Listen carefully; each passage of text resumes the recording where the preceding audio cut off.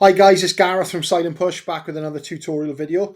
This time I'd like to show you how to get a graphical representation of how many IP addresses a domain has been hosted on over time and what to do with the data, a function that's available on both the free community and paid enterprise editions of Silent Push.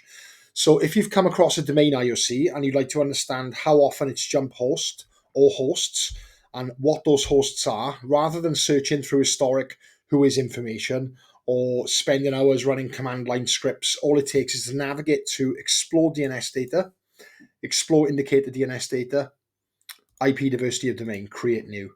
We're going to use a real world domain IOC from the Raspberry Robin QNAP worm campaign, 0i.pm. So you choose your record type, which is usually going to be a single A record, not a quad A, and click search. So the bars progress from left to right, as you can see, with the furthest right being today's date.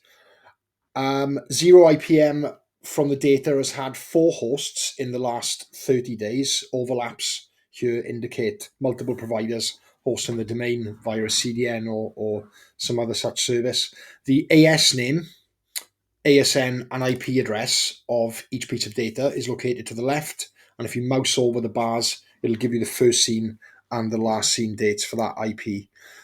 As with any other query, you can view the raw data and copy it to your clipboard. Here we go. You can also change the time period from 60 to 30, 60 or 90 days. And you can also pivot back through the target domain using lookup passive DNS to bring you back to the explore screen. Okay, that's it for now.